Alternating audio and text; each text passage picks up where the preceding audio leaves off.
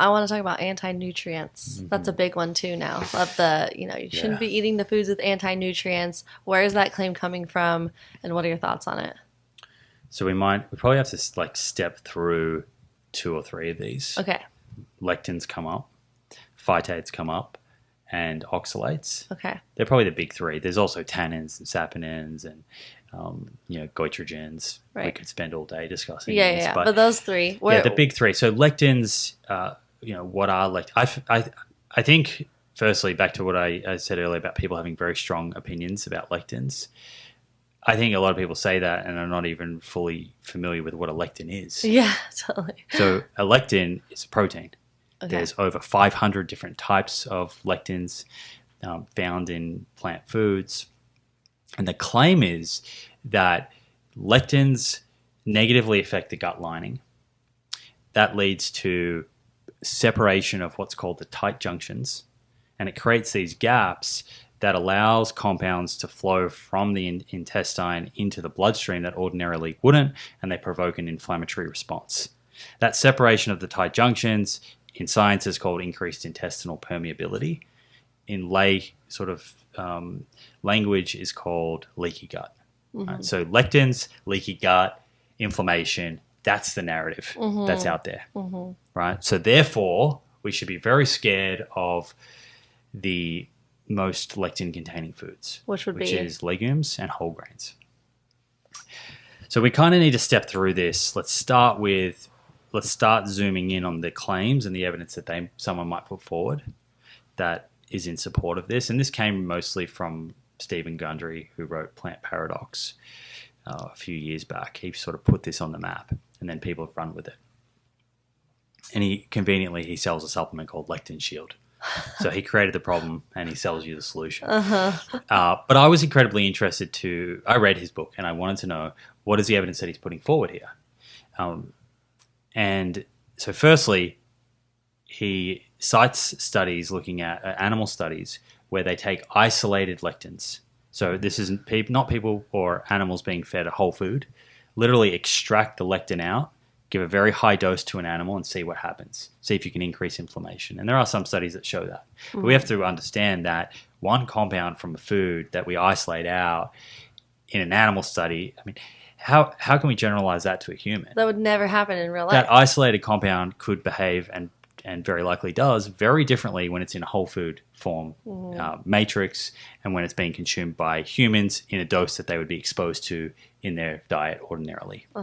So that's the first thing, that predominantly what he's doing is citing animal studies. Secondly, he does cite some human studies. And so there are studies showing people that consumed legumes, there was varying degrees of toxicity. All of these studies, and it's very clear in them, they're case studies were when humans were consuming improperly prepared legumes.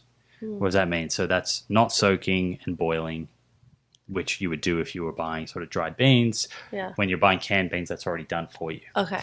And so how are you eating legumes if you're not boiling it? Well, you can boil it and not boil it for long enough. Oh, and so okay. the way to know this is if you bite into a legume, and I don't recommend eating them if they're like this, is if they're still a little bit hard and crunchy, they should be very soft. Yes. You should put it between your molars and they just squish down, like the enchiladas we had last night. Yeah, they were very good. And the reason for that is that when you soak and cook these foods properly, 93 to 96% of the lectins are destroyed. Oh my gosh. And there is study after study showing that. So the human studies, like, they just didn't cook them properly. They just didn't cook them properly. And it's actually noted in the studies. Like, these were people who had toxicity. That's ridiculous. So, and then the other thing that Gundry cites, and he makes a big deal of it, he says that there is peer-reviewed evidence that lectins are inflammatory and damaging to human health. And if you actually look up that citation, it's an abstract that he wrote in a journal, sure, but it's just an abstract summarizing a poster that he had at a conference, which is just explaining anecdotal case studies that he saw as a doctor. That's not a clinical trial. That's not people who were randomized to a diet that was low lectin and a high lectin diet and looked at outcomes. right? There could be many reasons why his results were what they were. They're going to be affected by all sorts of biases, terribly weak data. And then, so we could almost just stop there. But let's just zoom out and think about this a little bit more. Let's look at the people that are eating the most legumes. What's their health like long term? And we actually see a dose-dependent response again here. We see that as people increase their legume consumption up to about 400 grams a week, and then it plateaus. Up to 400 grams a week, they're reducing their risk of all sorts of chronic diseases, cancer, cardiovascular disease, events, and mortality. And that's, I guess, 2 or 3 cups. Every sort of piece of information that we have about the lectin story suggests that it's not something to fear if you're properly preparing your foods. I don't recommend slow cooking legumes. Slow cooking legumes is usually done at a lower temperature. Okay. And when you slow cook legumes and it's below 100 degrees, you actually can get an increase in lectins. So that's something for people to be mindful of. And just being mindful of when you're eating whole grains and you're eating lectins, are they cooked? Do they taste cooked or do they taste crunchy and hard? Yeah. If they taste crunchy and hard, then you probably want to take them back to the pot and cook them properly. I can't believe that about the study, that they just were testing against legumes in a way that people don't eat. You don't really want to eat legumes like that. Yeah. And I put this on my phone, but there's a paper that I'll give you that people can read. It's called, "Is There Such a Thing as Anti-Nutrients? A Narrative Review of Perceived Problematic Plant Compounds" by Petrosky et al. And so there's kind of like a really nice summary of some of those things that I just discussed. And does that include like all the different anti-nutrients? So phytates and oxalates. And oxalates is super interesting. Okay, let's get into that one. That's one that Paul Saladino talks about, I think, right? He talks about phytates too. So, oxalates, the main claim is that oxalates bind calcium and they increase risk of calcium oxalate kidney stones.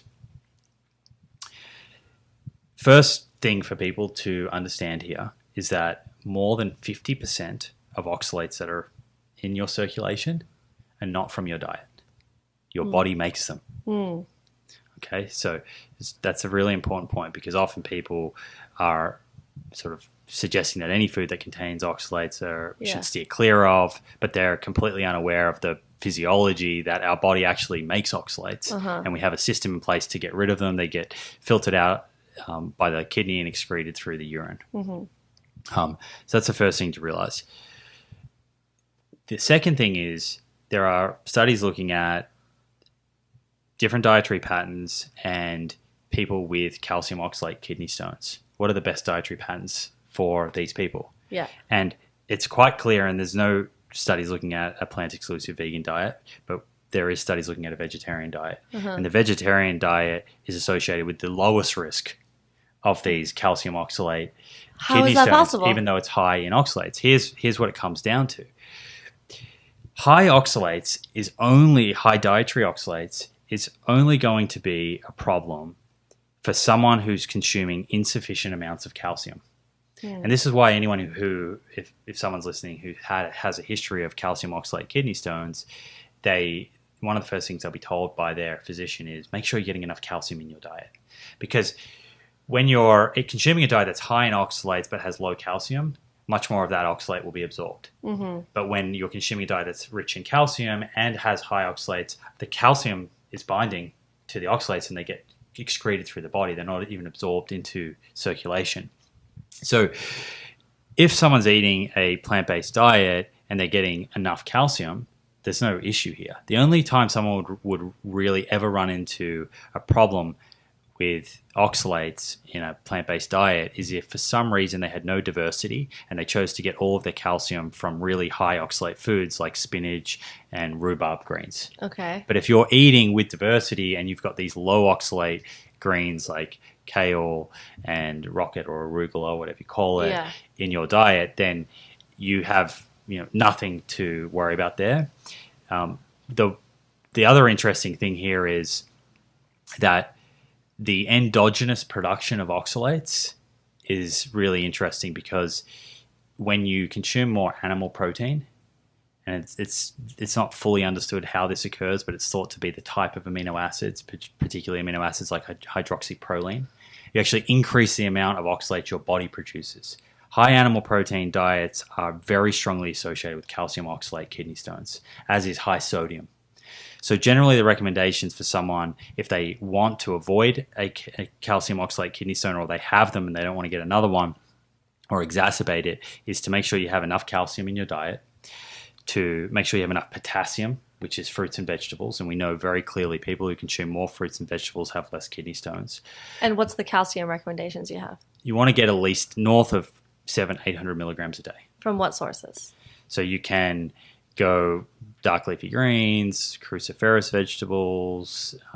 You've got your white beans have calcium in them.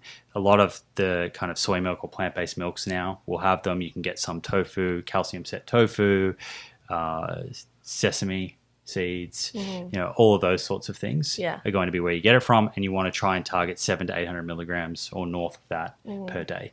And if someone wanted to track that, they can use an app like Chronometer and just put a day of eating in and kind of see where they land.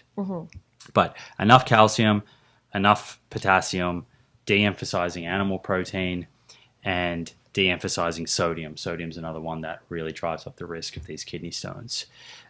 These are more things for people to focus on if they have a family history of a calcium oxalate kidney stone, or if they've had one themselves.